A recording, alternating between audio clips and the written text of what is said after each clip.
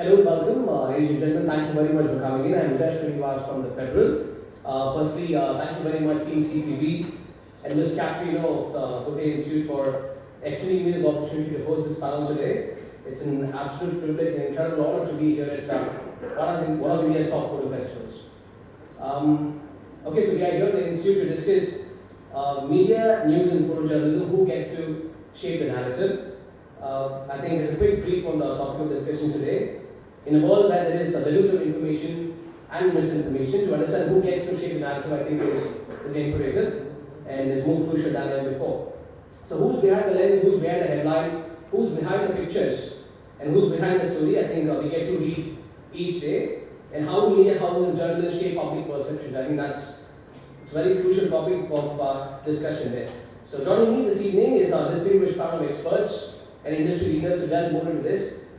I want to introduce first is the editor-in-chief of the Federal and the founding editor of Pudhiya Thalaimurai, Mr. S. Srinivasan, Tamil Nadu's leading news channel, Pudhiya Thalaimurai. With 4 decades of experience across print, broadcast, and digital media, he has held up top editorial leadership roles at India's most prominent media organizations, including the prestigious India Today Group and HC Media Group. A seasoned journalist and newsroom pioneer, Srinivasan is an expert at devising end-to-end strategies for launch, editorial operations, and the integration of technology in media. So welcome, sir.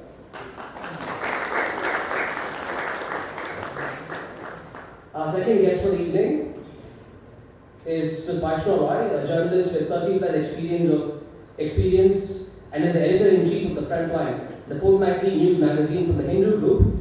Earlier, she used to edit the Sunday magazine for the Hindu newspaper. She was the author of a popular fortnightly column titled Speech Melba, that was a feminist take on culture, politics, and society, besides regularly writing features, interviews, book reviews, and op-eds. She believes, like Faiz wrote in words, "Bol ke laab azad hai tere." So apologies for the pronunciation there, but yeah, come please welcome.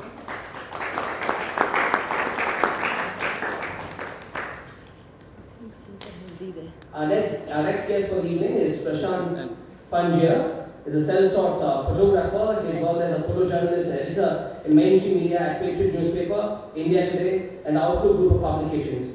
Since 2001, Panjia has been working independently as a photographer, specializing in reportage, editorial, and documentary photography, a photo editor, and curator. Prashant, please.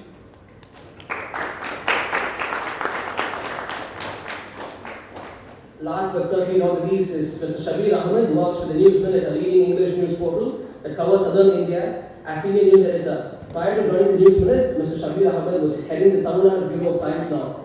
He reports from the South Indian State of Tamil Nadu on governance, politics, crime, and other socio-political issues.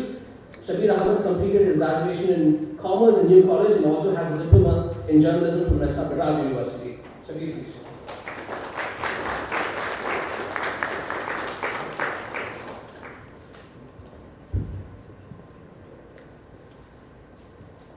I want to keep the first question open for the panelists here. So, we're close to 700 million people. So, India is an extremely diverse country. Diversity is the crux of Indian values here, right? I mean, it's a country of 1.4 billion people. There's a smartphone penetration to about 700 million people, right? And there's a boom on creator economy, particularly in the post-pandemic world. And we have the YouTubers, influencers, and a lot of content creators on social media and other places, right? So do you still see a relevance for news media and journalists in building the narrative in a world where there is a lot of news content happening to YouTubers like the Dhruv Bhatis and the Madan Gauris of the world? We can start with Vaishnav. Yeah. Trapping me. Yeah, hello. Thanks to Shuchi and her team for inviting me here. I'm very happy to be part of the CPB's series of events in the city. I think it's doing a brilliant job with the Photo Biennale. To answer your question, see, the first thing I should say is that I welcome it. I welcome this boom in in this absolute multitude of voices that are now quote unquote doing journalism, right? And it is the age of the citizen journalist, it's the age of the citizen photographer, and it's pretty much an open field and everybody is coming in, and there is no single purveyor of news anymore. There is no need for the traditional role of the purveyor of news being this, formal news journalism organization. Everybody is this journalist. And it comes with a certain degree of, it comes with a certain degree of absolutely directly from the field. There's someone sitting there watching, something happen right next to him, say a car crash, and that person is reporting about it. So there is this freshness and directness which one welcomes. And secondly, one welcomes the fact that it has resulted in a certain democratization of the field. So democratization is always welcome. It means everybody gets a voice. And initially, if the complaint was that everybody does not get a voice, that voice is restricted in terms of elitism and so on, that goes away. However, the necessary caveats, of course, apply, because you see, along with this multitude of news, what has happened? You now have no clue what to believe and what not to believe, right? If earlier your crib was that the established news organization had been bought out or was not being faithful to the truth or to verite, or was in ways compromised because of elitism or casteism or various other kinds of constraints on this person's ability to tell the truth correctly or narrate it correctly to the reader / viewer, that same inability to believe this person on the field, this non-professional news purveyor, has come back to haunt us. There is no guarantee that this citizen, so-called quote-unquote citizen journalist, is acting in good faith. So the same disturbing sort of worries of that citizen journalist being compromised, either through, very direct compromises like the compromise of wealth, you're bought out, or indirect compromises like you subscribe to a certain point of view or you subscribe to a certain kind of politics, and therefore you are putting out a certain YouTube video which is going viral within seconds, but there is no guaranteeing that what's coming through that video is really news in the way we understand it, or even the truth in many cases. I don't have to talk of things like fake news, all of you know about it. So I think what I see happening is that there is, if we look at traditional journalism and three sort of roles, if I could sort of roughly break it up into, the role of verification continues. No, the journalist is a verifier, so that role is continues. Okay, then the role of the journalist as a sort of neutral mediator, right? Which hopefully in an ideal world, this journalist is not necessarily subscribing to one politics or the other, besides the politics of ethicality, which I will never compromise on. But there is a certain, like I said, in an ideal world, this journalist will try to give you both sides of a story. And then thirdly, of course, the big task of analysis, right? More and more people might be getting an instant news on their social media accounts or phones or Insta or whatever. I think they're still coming back to a traditional news outlet in order to understand what to make of that news. So the role of the journalist as an analyst who's trying to break this down, this very complex world that we are living in today, who's trying to break this down and make it more understandable for you, and allows you then to take the choice to place yourself in whichever part of the spectrum of opinion that's out there. That's up to you. But the fact that there is this journalist who's able to do that for you, break it up for you, I think is important. So I think I'm going to quote something very interesting.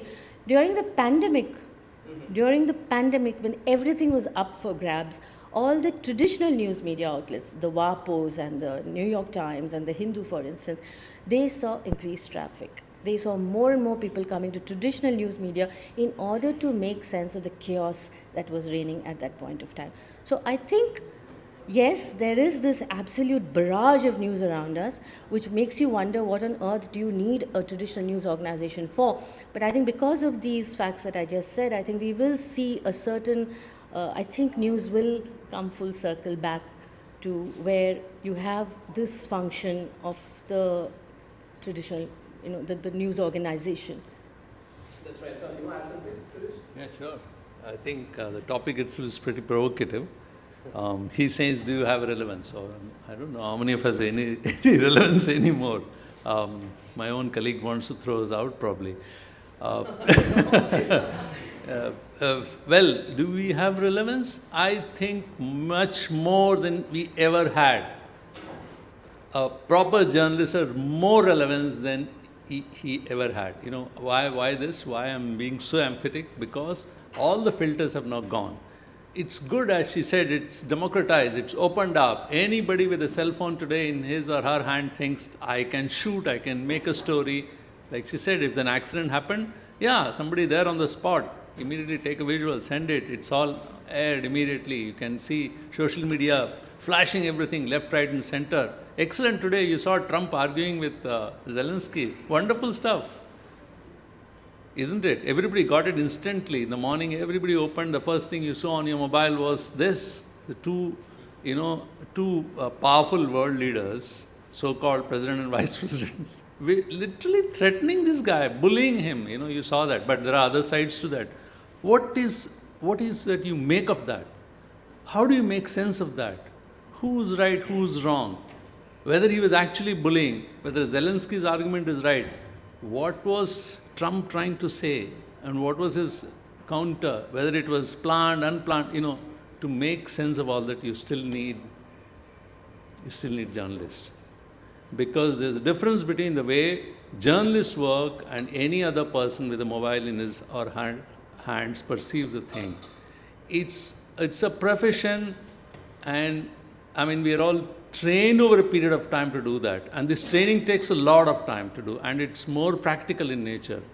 I'll tell you, when I launched, I'll give you a few examples that's better. When I launched Pudhi Talumurai in 2011, suddenly I saw a person in front of me, nice lady, very well dressed. She said, I'm a radiologist, I'm a doctor, I want to be an anchor. I said, well, but are you a journalist? Do you want to be a journalist? He said, no, why do I need to? I'll come every evening, read the news and go away. I said, there's a difference between a newsreader and a journalist. I only want to hire journalists. I only want to hire those who will not just present news, they will also understand what they are presenting. I want those kind of people. She didn't understand. She said, look, I know many people in your organization. She started pulling strings, very frightening. So, what did I say? I said, look, I have a solution. I called one of my producers and said, look, here is a producer. And she is very interested in radiology. We'll do one thing. You come here, and why don't you make her an assistant radiologist from tomorrow? She'll be working with you. You can teach her. She said, how can that? You have to pass an exam. You have to be an MBBS, you're a doctor, what do you think? I said, that's exactly the problem. You think we are some faltu guys, Sorry for this Hindi. I hope you guys understand that, some useless bunch of people who do journalism. It's not like that. It's a skilled job. You take time to get here. There are many people who still don't understand that there is this news, something called news, which is walking in front of you, saying, hello, hello. People don't get it. It's not so, but I'm not also saying it's difficult. It's a lot of common sense. Now let's come back to the more mundane, topic which pertains to, the topic which he's saying today. Look, there is a brilliant editorial I saw in Times of India. Rare, but once in a while you do see such editorials, because mainline media is almost, should I say almost, or has, let me be more circumspect and say almost surrendered. Where do you look for news? Where do you look for opinions? But this opinion, it was really striking. What is truth? The question was, what is truth? And truth itself is come under doubt. I saw Prashant had a different take on that. Quite early in his life, some editor told him what truth means. Am I right? Okay.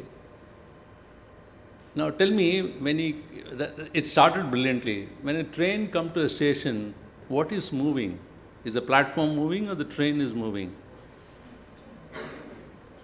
Obviously, But then, when you begin to be in your echo chambers and start believing that it is actually the platform which is moving and a certain narrative is set, this is editorial, brilliant, where it makes you start believing what completely untethered from fact. What do you do in such a world? And that's where I feel journalists have even bigger relevance than ever it has. This is the reason, because you need to really find out what is it, what is happening behind that. So the other thing is it easy?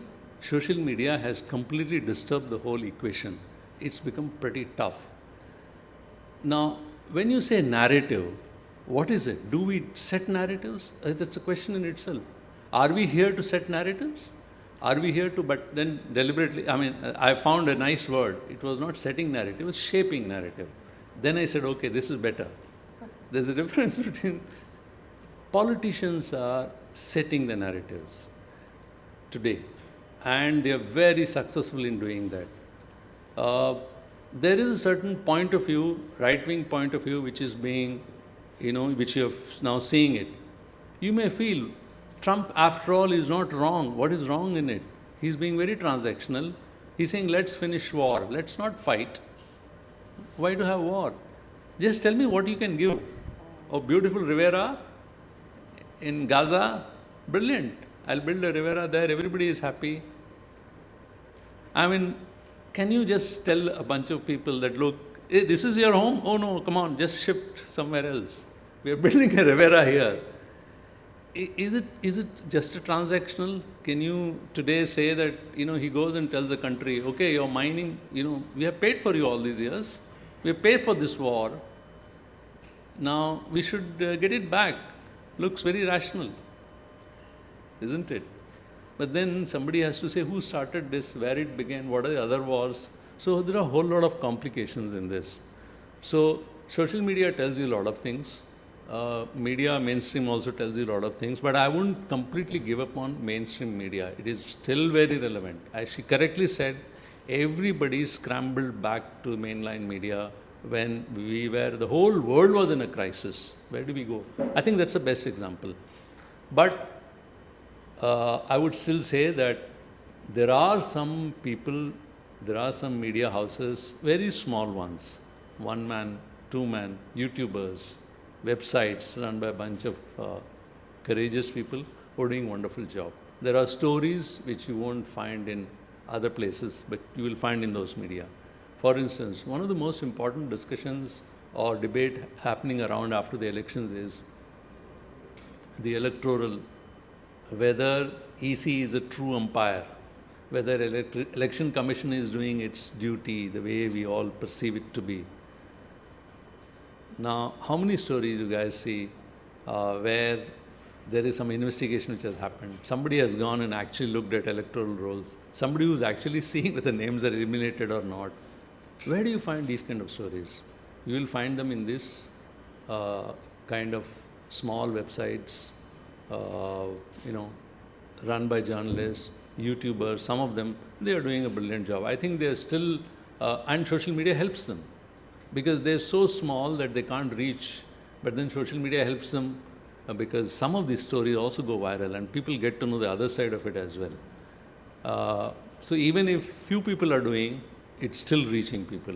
At least if you want to remain in your echo chamber, don't want to get out of it, that's a different thing. But if you want to get out of it, you will get the other side also. The other thing what has happened is, it is also putting a lot of pressure on editors like me. It's pushing us. The trend is set by the news of the day. So can I shape the narrative? What? Should I do more stories on environment? Should I do more stories on health? Should I do direct and get more stories on, say, issues which education, which concerns people? Tell me, if I put out these stories, how many people are going to read it? What kind of numbers I'm going to get? What kind of response I'm going to get from the, my readers or my audience who is watching my YouTube? it's going to be very, very minuscule. It's going to be much smaller than any viral news story or a sports story. Even don't go for viral. The news which is just developing, and people like her would face more pressure because she edits fortnightly. So it becomes even more tough. How do you look at these issues? How do you do that? And even I find it's to keep it straight and then decide. It's tough. Why I'm saying all this is, I came from Delhi and I launched this channel called Pudhi Thalamura. It took off. It did very well. So a friend of mine, he runs a TV station. He owns it also in Delhi. He said, "Look, Srini, I heard it's a very successful channel. What do you do?" I said, "Look, we do few things which I'm afraid we won't do, which you are doing here, like." Sanpo ki shadi, marriage of two snakes. How does it sound? I mean, there's a story actually they put out saying two snakes got married, and this is a place they got married. Or Yamadut rehta hai idhar, which means this is the place where Yama lives. This is the temple of Yama, and there is a register he has in his hand, what they call as Bahikhata. We'll say who's going to die when. So that's the story another reporter has done. I said, these kind of stories we avoid, we don't do. And we are not capable of doing those. We do stories on health. We do stories on education. This is, I'm talking of, 8-9 years ago. So, he said, well, it won't work in UP because he's running a Hindi channel. He said, look, Tamilians are more educated probably. This won't work here. Maybe it works there, not here. I differ with that.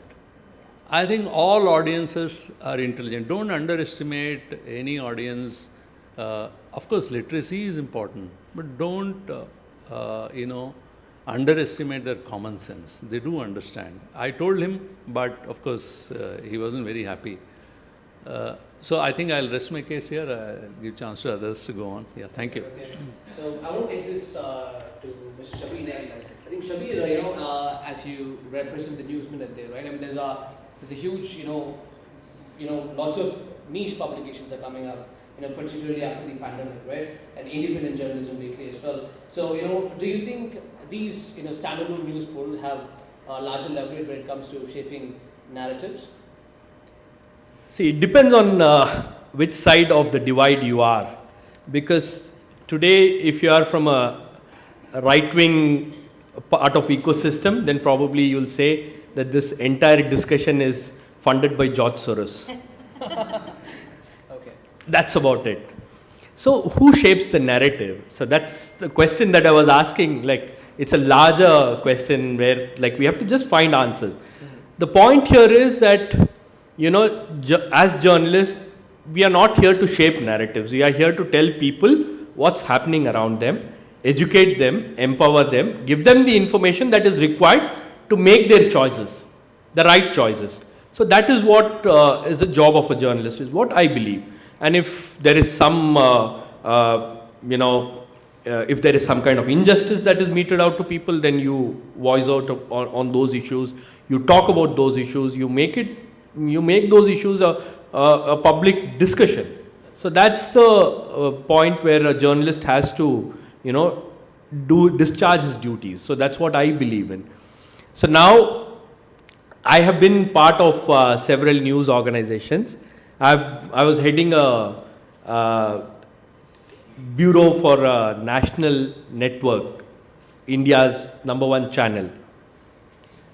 I can give you examples that, in the past 10 years at least, I can give you examples. So we will have several stories here. Like stories like, okay, there are some serious issues that are going on with regards to corruption.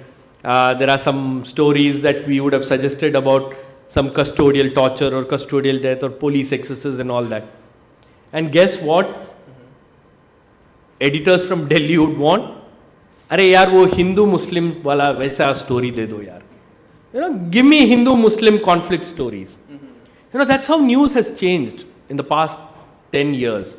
Particularly, I'm seeing this after 2014, that it's either Hindu-Muslim, Hindu-Muslim, Hindu-Muslim, or mandir masjid, mandir masjid, mandir masjid. So there was a time then we used to ban people like some right-wing loudmouths are totally banned on television. Now today we have every other person from that category sitting on live television and giving gyan. I'll tell you, it's happening on Hindi television. Like it used to happen on Hindi television, but now it's happening on English television. So things are getting pretty bad. Like imagine, yesterday I was talking to, we were having an office meeting where one of our colleagues like from News Laundry was giving us a lecture about how to put out videos or put together packages and all that.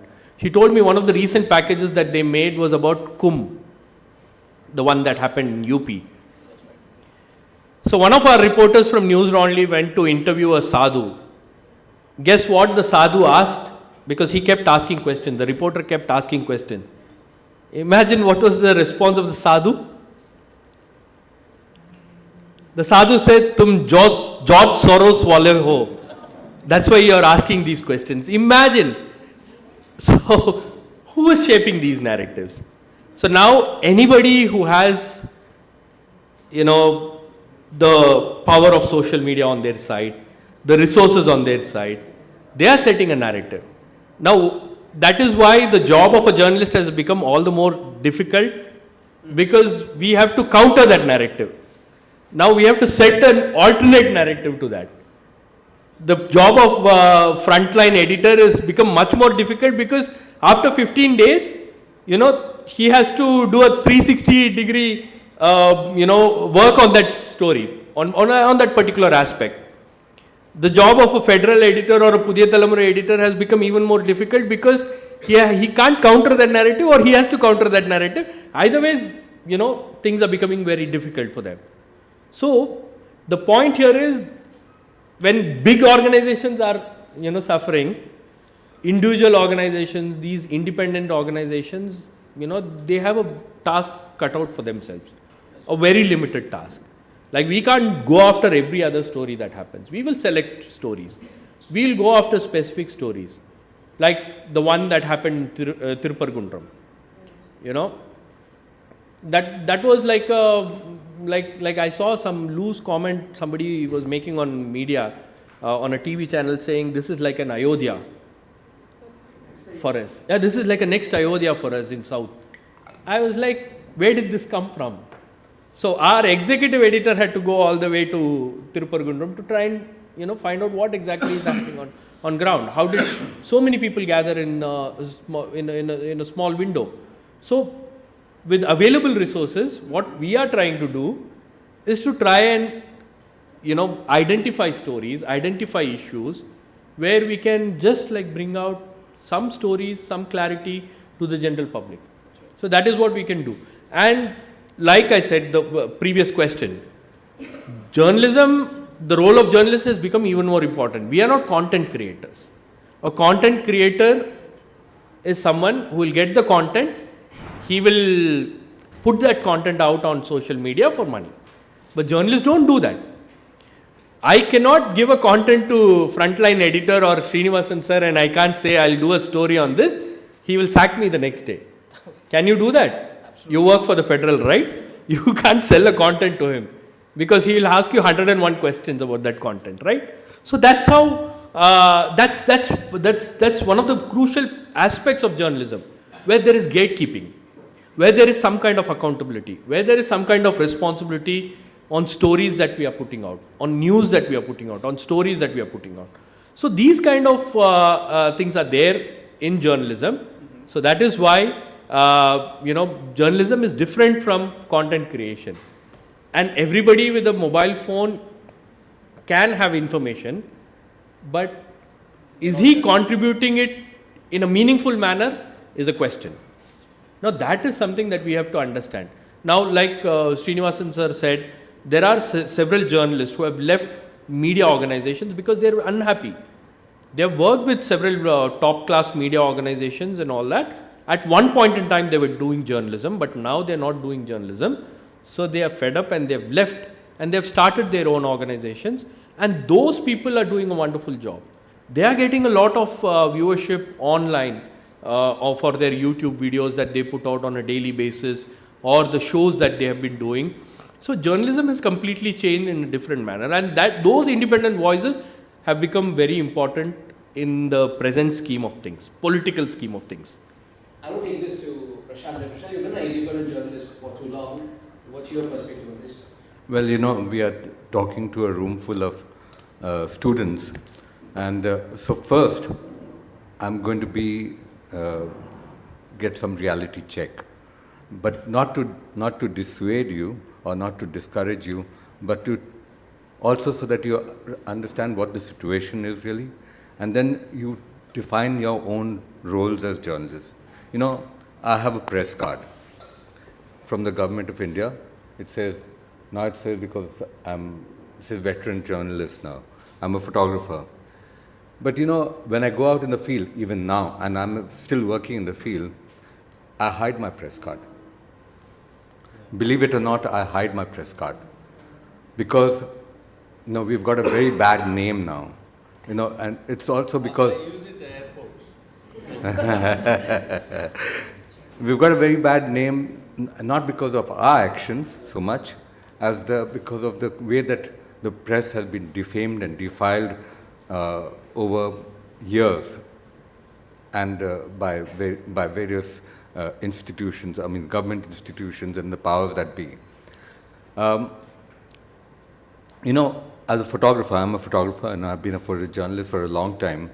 I mean, we were the first to kind of welcome the democratization of the photography medium. You know, earlier photography was limited to people, I'm talking about when I started in the 70s and 80s, to people who could possess cameras, and even getting a camera was difficult because there was, you know, this was pre-liberalization, it was smuggled, you had to get it from abroad, the prices were high, you know, and after that, by the time, you know, we had the digital revolution and cell phone, etc., it really exploded the market and the ability of people to take pictures, and that democratization we really welcomed. But today, you know, unfortunately, the role of when people go out in the field and are doing work, it's not just limited to outside of the mainstream media or the kind of traditional media or accredited media, whatever you want to call it. It's also the citizen journalist, which was the citizen journalist became something which, after the digital revolution in the 2000s, etc., as a term that came along, and it was still serious. You know, in fact, if you take many of the world's greatest incidents or events that took place, they have been captured on mobile phones by digital journalists, and not journalists but citizen journalists. The tsunami of 2005 in Thailand is shot on mobile cameras by people there. Benazir Bhutto's assassination was actually captured on a mobile phone by a party worker who was holding up the camera, you know, his mobile phone at that time. But we have gone past that now. Now we are in a stage where you have influencers. Now the very role of an influencer and the way that it's defined today is not really journalism. An influencer is, you know, it's advertising in a way, you know. I'm an influencer, for example, for Fuji cameras, you know, but luckily they don't require me to post. I carry around the camera and a photograph, and if someone likes the camera, they'll ask me and I'll tell them that it's nice, but I don't have to sing praises of it or post all the time that this is great camera or something of that sort. But we live in that world, you know, of where then how do you, and all of you want to be journalists, right? Okay, how will you kind of navigate this new world where, as we say, the media narrative being shaped or not shaped is no longer in the hands of the media itself, you know, it's in the hands of a whole lot of people, including governments that are becoming more authoritarian all across, okay? So I think that's the question that we have to ponder, and figure out for ourselves that if I'm going to be in this profession, how is it, that I'm going to work? How is it am I going to be part of this kind of very noble profession? I believe journalism is a very noble profession. But how is it going to be that, there was a quote sometime, and I don't remember who it is, but a famous writer or a journalist who said that, news is something somewhere someone is trying to hide. All else is advertising, But we are living in that kind of world now. So for all of you, I think it's important to kind of understand that the world that we live in, and not live under false pretense that, I'll be a journalist, I'll land up in a TV channel or a newspaper, and I'll be able to go out and report the greatest stories and all. It's not happening that way anymore. So you have to figure out how you're going to, if you have the commitment of yourself, how you're going to shape this narrative of what is journalism. And I think it has to start from individual right now rather than the organization. And which is why I keep on coming back to you guys as people who will be now, after a few years, in the field working as journalists. A follow-up question to you as well, and journalism is certainly at the inflection point right now with the advent of AI, right? You have the Swaraj of the world which can get you all the images of your imagination, the click of a mouse. Do you still think photojournalism has got a lot of scope? No, I see it diminishing. I don't want to sound pessimistic, but how do you see it? No, I don't think. Technology has to be, always embraced. You cannot run away from technology. AI is here to stay. I mean, we can't say that, look, I don't care about it. But the thing is that as far as, in photojournalism, there's a very straightforward definition of what is photojournalism. And it's, it's just simple. Photographing things as they are. I mean, it's not a complicated definition. Photographing things as they are. So you're not, altering the truth or whatever the truth of what the reality is. It is as it is. But AI, all these tools give you a lot of, ability to do other things. But here again, there are two things. There's another distinction that needs to be made. Because again, let's talk about, if we're talking about the profession that you will get into. There's journalism, photojournalism, or press photography, or news photography, and there's editorial photography. Many of you might go and work for a magazine, a fashion magazine, or as a photographer, I might work for a fashion magazine. Many of the greatest photographers of the world have worked, for example, Richard Avedon has photographed for Life magazine or Time, or etc. But that is editorial photography gives you certain leeways of being able to, for example, stage a scene. The way that you do portraiture or whatever it is. So I think there'll be uses of AI and technology which will come into journalism or editorial photography or editorial work, but the core of it, the core of photojournalism is still going to remain that, photographing things as they are. That's not going to go. And I think with a surfeit of all these technologies and all these things happening, things come back to a full circle. People want to, like Vaishnav said, people want to come back to what they can believe.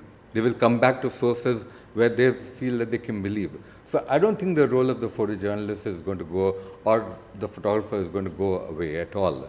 In fact, we will become probably more important in a way, because people want to see what is actually material, what is real. No longer just, it's like you go to an exhibition now, an art exhibition, and you see all kinds of things, but now people are looking for materiality. They're looking at for things that you can touch and feel, like fabric. So that's what my take. I want to take this to Vaishnav next. Yes, I think If you really see the Indian news, I certainly come from Reuters, right? So, we have this product called Reuters Connect, where you see a barrage of, photos coming in. There's a lot of investment that goes into photographs, right? We don't really see that happening in the Indian newsrooms at all. If you look at PTI or the ANI and so on.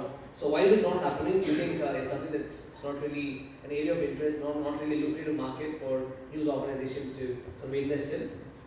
Which is a very important question, and Prashant, I'm sure, has a lot to say about this. So Prashant, of course, belongs to there was a great tradition of the news photographer, the photojournalist in India, in both in newspapers and in magazines, certainly, especially during the great magazine boom of the 80s, which went on up until the mid-90s perhaps, and it started in the 70s actually. You had the likes of Prashant Panjar, you had the likes of Pablo Bartolomeo, you had Raghu Rai. They all belonged to India Today and Outlook and Sunday, which used to be published out of Calcutta, and there was some phenomenal work happening, and the photojournalist and the photo editor of those days was a very, very valuable part of the editorial team, whose inputs were considered, vital to shaping the product that would and the kind of product that would come out for the reader. Very often the photo editor would work in tandem with the designer, to figure out the aesthetics of the product, of the news product that would hit the market. But over a period of time that has died down, and of course that first happened when digital medium, the television medium, took off in a big way, and now you had live footage coming in. So when live footage is coming at you, the value of that still photograph, which would come to you the next day or a week after, slowly started to lose importance. And then of course it moved further into the digital photo age, and the phone, every phone is a camera.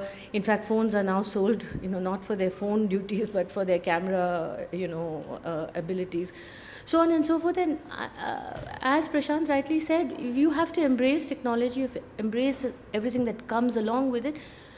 And what also came along with the idea of this, ubiquitous photograph, everything can be photographed by anybody, was accompanied by the fake photograph. You can fake anything, right?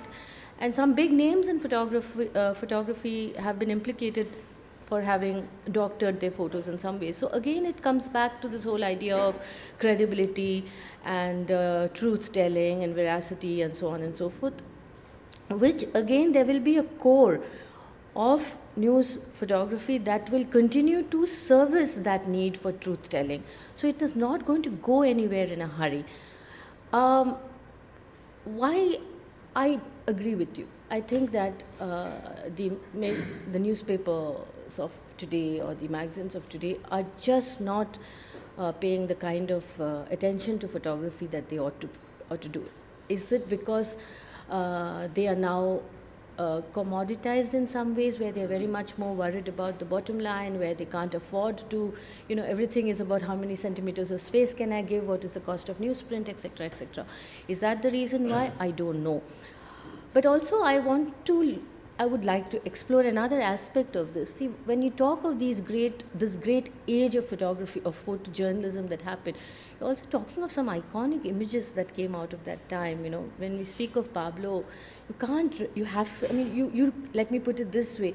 You don't speak of the Bhopal tragedy without recalling Pablo's image of that buried child. I urge all of you to please look at his works. I urge all of you to look at Prashant's works, at Raghu Rai's works. Those are moments that were captured, right? Moments that makes a tragedy or an event of a certain magnitude come completely alive for you. Remember the image of, I don't know if you remember, but we remember the image of Goswami self-immolating during the Mandal Commission protest, right? So beyond the reams of texts that were written, beyond the stories that were written, that one image sticks in your head, right? Now, if you will notice, we are speaking of the death of photojournalism in a certain way, but that also is not really true, because as recently as the pandemic, it was that one image of those corpses in shallow graves next to the Ganga, which the government tried so hard to explain away, some bizarre explanation as a Hindu custom to bury, we do burials, or some bizarre explanation, but the fact that there were those, kilometer long graveyard next to the Ganga, that image actually just lost a journalist his job, because there was the need to hide that image, right? So the point, what I'm trying to say is that photojournalists were performing. So the question about photojournalism therefore becomes a larger question about journalism itself, where journalists performed a certain adversarial role. They were willing to ask uncomfortable questions and willing to bring out uncomfortable truths. They were not interested in pretty pictures alone. They were doing this, job of being on the ground and bringing the grit and the dirt and the dust that was happening in real life, and they were bringing it to you. Now, this adversarial role, where do you see it? Didn't Srinivas say that? You said when you were speaking that compromise, right? Most outlets today are compromised. So the photographer himself or herself is now doing, I don't know, news photography, a pretty image of the Kumbh taken maybe from a drone, right? And what does that image tell you, right? It's just a feature image. But who is now going into the Kumbh? Who captured the stampede? I'm not sure. Do newspapers, can they afford to have photographers, so many photographers on the ground to capture those images? Are they interested? I'm not so sure. I'll give you a small example of my own magazine, Frontline. One of the things that I have done is try to redefine the idea of how a news magazine can do a photo feature, a photo essay, right? So from Kashmir, you can do pictures of lots of tourists, you can do pictures of the Dal Lake, you can say that the tourism is thriving, or you can look at pictures of all of the victims of the pellet guns, right? You can do a photo essay on pellet guns. So how do you approach news? What is the reasons for which what are the reasons that make photojournalism valid and useful and important? I think we'll keep coming back to those questions. And those are the difficult questions that editors are going to have to ask, I too can choose to put 8 pages of, various kinds of roses, or 12 pages of orchids or scorpions or caterpillars or whatever. But I'm not doing that, right? I'm trying to find meaning. I'm trying to find a narrative. I'm trying to go beyond the scenes. If I'm choosing to commit one form of my magazine, the 16 pages to a photo feature, I'm choosing to say something with it. So I think those are difficult questions that editors are going to have to ask themselves. One last question before we sort of wrap the panel there. Requisite panelists to keep the answers crisp, because we have to take questions and there's another panel coming in. Sir, the rise of mobile journalism kits, we already have 3 mojo kits here. I mean, broadcast tends to employ a lot of videographers, video journalists there. So how do you see the role of video journalists in the coming days? Yeah, okay. Quickly, since it's we're talking about photography, and I thought I'll tell and then continue with your question. There are things which has happened. There is something called news photojournalism. More or less still photography. I would say, I would slightly differ, it's almost now gone now. It's an evolutionary process, you may rationalize like that, but the way newspapers earlier used to display pictures, that used to find the first place in the opening page one. There used to be a lot of discussion on that. There used to be a post called photo editor, and photo editor was as powerful as executive editor. I think that's gone. I'm sure India Today, when they chose a cover, there used to be huge discussion on what photo would go. I mean, I'm sure he knows about it. And they would really argue about those pictures. And every picture used to tell a story. Besides the journalist who writes his copy, a lot of emphasis used to happen on pictures. I can tell you a few things, like once what happened, Moraji Desai dropped Charan Singh from his cabinet. Charan Singh went back home and he was sitting. So some journalists went to see him. And there's one particular journalist who I spoke to yesterday, Mr. Sinha. He was in HT, then he went to see him. And other journalists also were there. And there was this picture where he had his hand on his head, Charan Singh. And they took that picture. It was page one in all the newspapers then. And that one image was really striking, what had happened to him. Now, he was very upset. Next day, he called him and pulled him up. But then, he did not stop photographers from the job. There was no action against any one of them. And the world went on as usual.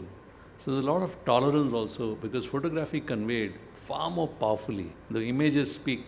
If you remember what happened, I would say certain turning points, like the Bhopal one. I was in Bhopal when the tragedy happened. That particular picture is a real moving one, which conveys a lot of things. I was there when the Ayodhya, that first attack happened. And those images, when the boy, Kothari brothers, they climbed up and, the first, when the first attack, the physical attack on that mosque happened. That image. Then you recently, what happened is refugees from Syria. There was, remember the picture of a boy? Yeah, Kurdish boy. Kurdish boy, who was on the German, I think it was German coastline or some European coastline. Aylan, I think. Aylan or something. Okay, yeah. You remember that visual? It actually changed entire Europe. Angela Merkel had to, she became very kind and allowed all, kind of migrants to come in. And it's also responsible for the way Europe is now.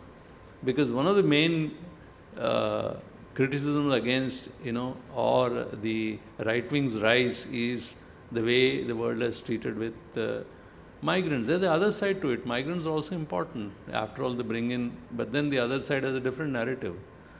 Okay, so now coming to a more specific point of how, mobile phones, I'm also pushing my colleagues, saying, look, don't go for cameras, don't go for mobile, look, just go for it's become very convenient, you can shoot it better, but then we have to, like he says, we have to adapt ourselves to technology. We can't be completely move away from there. Remember when CNN covered the first Gulf War, they carried one plane load of equipments.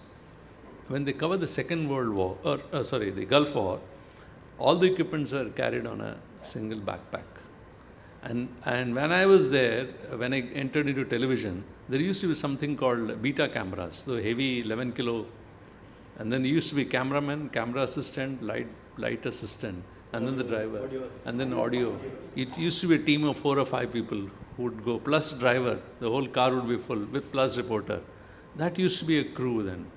Nowadays, you can do it much more. With a gimbal, you can actually even shoot better. And those are the things which have happened.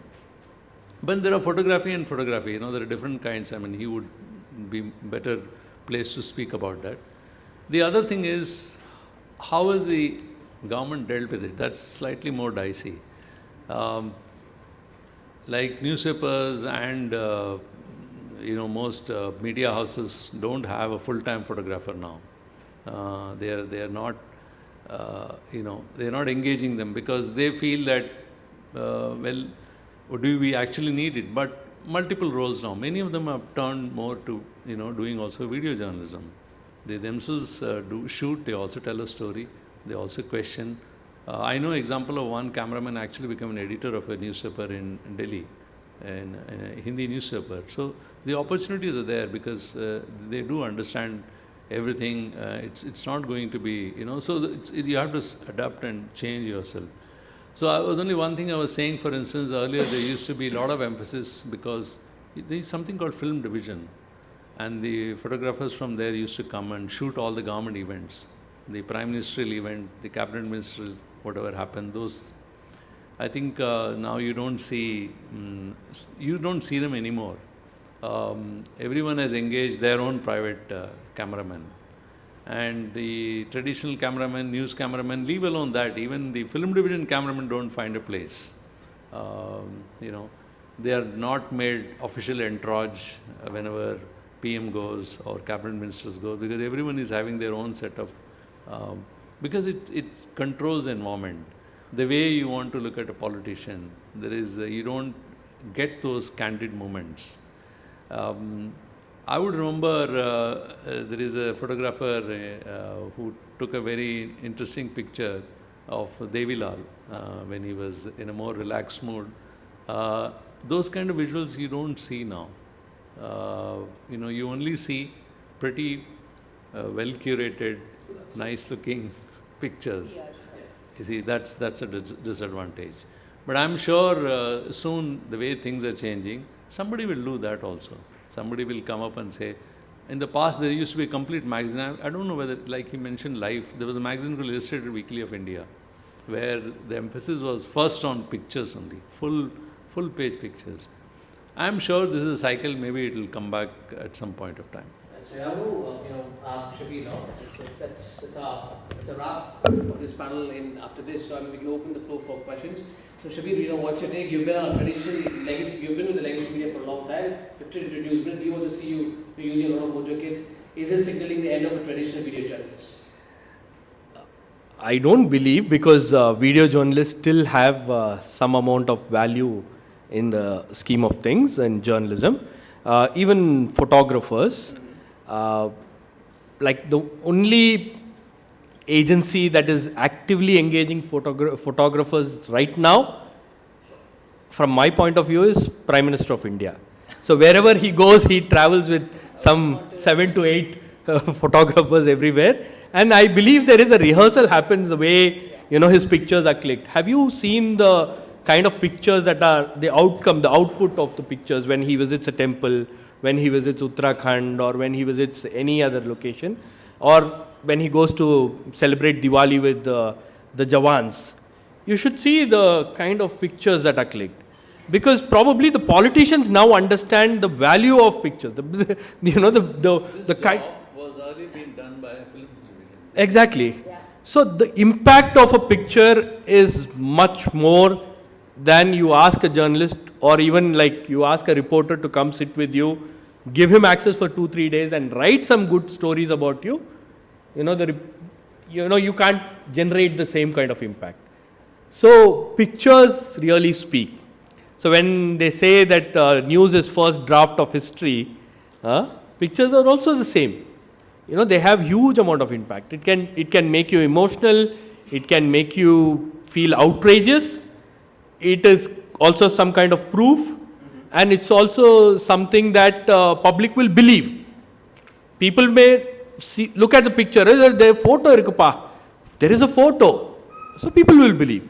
So I don't think going forward photography or photojournalism will just vanish, or videography will vanish. Because if you, I can take a Mojo kit and I can go and I can shoot whatever I want. But if you want some element of professionalism in it, if you want some kind of quality in it, if you want a show to be, packed in such a way that it appeals the viewer, then probably you need a camera person.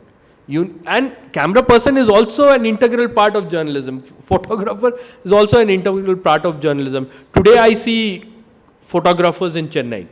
But when you go to districts, in several other small towns and districts, all the reporters have, mobile phones. Even photographers have been given mobile phones. So their job has become much more difficult. Like now photographers are engaged as somebody who has to take visuals for reels, for their YouTube content, and pictures and whatnot. You have to provide some 3-4 elements for 3-4 verticals. That's a multimedia.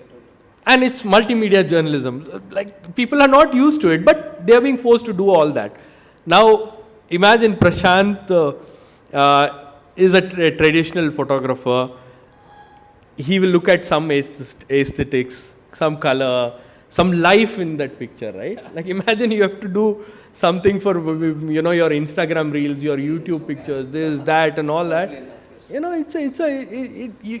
It's like kind of killing that talent, right?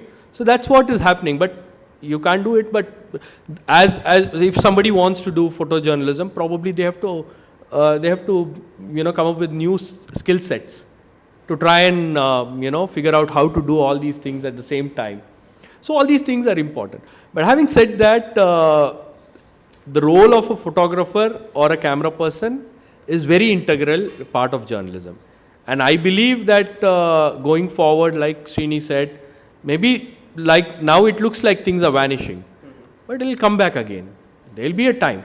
And there are also editors who give some kind of importance to photography, like Outlook magazine or Frontline or Week. All these magazines give importance to pictures. Maybe newspapers have a different kind of value for their space and all that. They have very little value for the space. But I believe going forward, photography will also have its life again. Sure. Thank you very much, panelists. Can I just say one little thing before we throw it open for? The thing is that since the topic of discussion is about shaping the media narratives, in the future, I really believe that it'll be the journalists, the true journalists, whether you're a photographer, a TV reporter, whatever, but in overall, the journalist who is imbued with certain kind of idealism. Because believe me, journalism is built on the idea of idealism. It is just that. And therefore, we're talking about you people. If you lose that and try to enter in journalism, then you're just a cog in the wheel. You're just going to be just like a machine doing something, So you have to believe in what you're doing. And I think if you do, in the coming future, people like you who will come into journalism will actually shape the media narrative in the future. And that's a nice way to end. Thank you very much, panelists. No less riveting talk to each one of you. Thank you. You open the floor for questions if there's any. There's a lady here. So, hello, I'm Srinidhi from MOP Vaishnav College, and I want you guys to address the problem that's going on online. So, a huge portion of fake news that we encounter online is not AI generated photos, it's not deep fakes. It is existing photos taken by photojournalists and photographers being miscaptioned. So, with the risk of the photographs you take as photojournalists, there is a risk of your photo being misrepresented, miscaptioned. So, how do you set the narrative straight in the photograph itself? Well, you cannot. It's once it's out in the world, and you've published it. It's gone into the digital world. You cannot control it anymore. All you can do is that when you see something like that happening with your pictures, that you raise your voice. If it is happening with your own pictures, and that's about it. But otherwise, you cannot. Any more questions?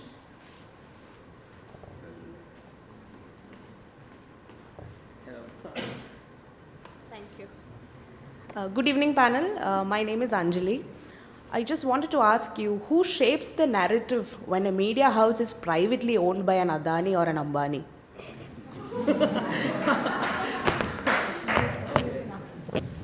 So I think Srinivasan sir, Shabir. I think you've given the answer. Yes. No? So why are you asking us? You know the answer. Yeah, okay, fine. So the thing is, you have raised a very important question. Who owns the media? That's the big one. That's the biggest elephant in the room. The thing is, the ownership is very important. And over a period of time, the ownership is changing and it's getting consolidated. If you see that the two big conglomerates, Ambanis and Adanis, they own, I don't know the real share, I'm sure it's a substantial one. The entire two groups are in their hands now. So there was a sense of glee when something happened, when that entire Edinburgh, that case happened. Hindenburg case happened. People were actually, that fellow said, I'm retiring now. I had enough. I'm a short seller. I made my money. I'm going. I'm no longer. But then a traditional journalist would look at a different perspective. What is a traditional journalist looks at? He looks at whether there is something which establishment is going wrong and whether we can look at it and point it out. That's a job. But then there's a whole lot of glee in the media saying, look, this guy is finished, he ran away. We always knew he's a racketeer. So, all these kind of tell you that, journalists are here in India something else happens, which Advani, Lal Krishna Advani very famously said, that journalists start crawling even before they are told, you know. Bend and they start crawling. So that's what happens. Many of them readjust and started singing, you know. They start looking for virtues. Where would I look at? And then reshape. So that's what is happening. That's where the ownership pattern is very, very important. It's not just India, world over. If you look at the ownership patterns, Bezos has bought Washington Post. New York Times still, it's in the hands of that one family. They still own it. So everywhere this is a problem. You see smaller newspapers being bought over. Also, it's a very small, it's not a very viable medium on its own. It's very difficult to run a media house because the salaries, what is a media house runs on? Only on people. Major cost, if you look at, should be on two things. One is salaries, and the second should be on what? News gathering. Let me tell you, all the companies, when they downsize, they look just first at the manpower, but they look at the biggest enemies. Then news gathering, look at the way, please do a study and see what is the percentage of money a company spends on news gathering. I am sure it is going down and down and down. You know, there is a new word which is coined. In my time, I was a reporter. Reporting means what? I would actually go to a police station, meet a police officer. If there's a crime spot, I'll actually go to the crime spot. If I'm covering municipal corporation, I'll actually go to the corporation and meet people. But now there's a new term coined, ground reporting. Have you heard of this? So some of my guys will say, today we are doing ground reporting. So I wonder, what is ground reporting? This is what reporting meant to be. See, now if you're actually spending money to send a reporter out, that has become ground reporting. So, yeah, it's a very important point. Next thing, before I end, tech companies are going to take over most media companies now, which is already happening. Now he's claimed that Yeah. is the real. Exactly. So the next danger is coming from big techs going to gobble up media. Okay. Should we watch that section? See, it all depends on who is the editor, because before 2014, editors were like somewhat doing some kind of journalism. Something was happening. They were questioning politicians. They were actually going after scamsters. They were, trying to bring out one scam or the other. And all that. After 2014, some of the editors who said the nation wants to know changed colors. That's a tragedy that happened to Indian journalism.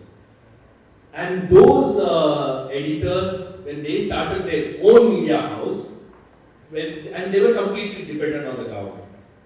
And they started setting this agenda saying, you have to be a nationalist, that is the prerequisite of being a journalist. You know? So they were like trying to please the government. So in the past 50 years, what we are seeing is that most of the Hindi media and English media, national TV channels, are pleasing the government. They are only doing the line of the government. Now imagine, Hindu broke the story on Rafael scam.